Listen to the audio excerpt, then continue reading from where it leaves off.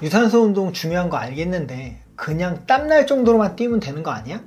유튜브 보니까 체중 빼려면 저강도 유산소, 인터벌 운동, 근력 운동과 유산소 운동 함께 하라고 하는데 어떻게 해야 되는 거야? 유산소 운동에 대한 궁금증 쉽고 빠르게 정리해 드릴게요. 결론부터 말하면 체중을 빼려면 먼저 중간 강도 유산소 운동으로 체력을 올려놓은 후 저강도 유산소를 해주는 것이 바쁜 현대인에게 정답입니다. 자, 그럼 이 점에 대해 하나씩 정리해 드릴게요. 우리가 유산소 운동을 할 때 얼마나 힘든지 알 수 있나요?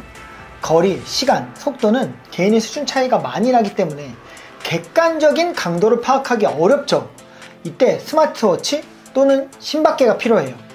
심박계 없는데요? 라고 말하는 분이 있겠죠. 스마트워치가 없는 분을 위한 방법도 이따 알려드릴게요. 일반적으로 최대 심박수 대비 몇 %를 사용하는지를 측정하면서 개인의 심박수에 따라서 운동 강도를 파악할 수가 있어요. 즉, 심박수는 운동 강도, 이렇게 정리하시면 돼요. 이런 공식이 있는데 사실 운동하기도 바쁜데 이런 공식을 대입하는 것은 현실감이 너무 떨어지죠. 스마트워치로 쉽게 운동 강도, 에너지 소모량, 페이스 외에 다양한 수치를 파악할 수가 있어요. 자, 그럼 스마트워치가 없다면 호흡과 숨이 차는 정도로 강도를 파악할 수가 있어요. 이 표를 보시면 운동을 할 때 50%, 60%일 때는 숨이 차지만 말할 수가 있고 70%, 80%일 때는 정상적인 대화가 어렵다는 걸 알 수 있어요. 즉, 운동 강도가 높아질수록 호흡이 올라오면서 대화가 어렵다. 이 정도로 정리하시면 돼요.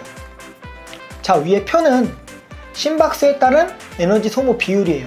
보시는 것처럼 강도가 높을수록 탄수화물 비율이 올라가고 운동 강도가 낮을수록 지방 사용 비율이 올라간다. 쉽죠? 먼저 심박과 운동 강도에 설명하기 전에 운동 목적에 대해 말씀을 드릴게요. 우리가 체중을 뺄 것인지, 체력을 기를 것인지, 근력을 기를 것인지 이걸 먼저 선택을 하셔야 돼요. 다들 이렇게 말하죠. 저 다 좋아지고 싶어요. 그러면 어떤 부분에 우선순위를 둘 것인지 한번 곰곰이 생각을 해보세요. 스마트워치 또는 호흡을 통해서 운동 강도를 파악할 수 있다고 말씀을 드렸죠. 그리고 심박수는 운동 강도라고 말씀을 드렸어요. 자, 그럼 심박수의 구간에 따라서 운동 강도를 나눌 수가 있어요. 이런 스마트워치는 약간의 차이만 있을 뿐 모두 똑같아요. 존 1에서 존 5까지 나눌 수가 있고요. 자세한 설명은 여기 고정 댓글이나 설명란에 써둘게요. 위에 표를 간단히 정리해보면 존 5에 가까워질수록 탄수화물을 주로 사용하고 존 1에 가까워질수록 지방을 주로 사용한다.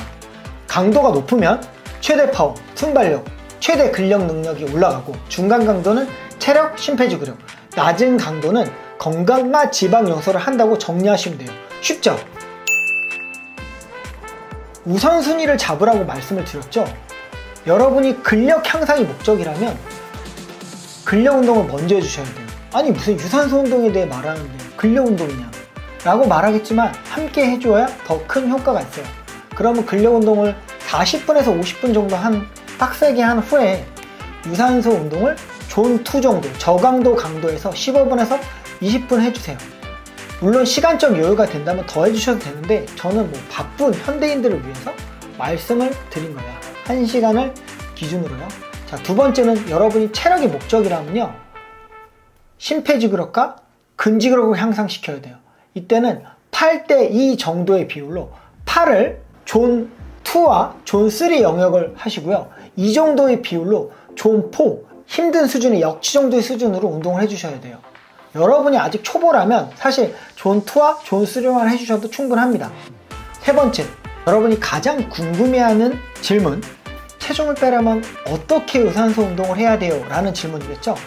체중과 체지방을 빼려면요, 존 2 영역의 강도에서 최대한 시간을 길게 노출시키는 방법이 가장 정성적인 방법입니다.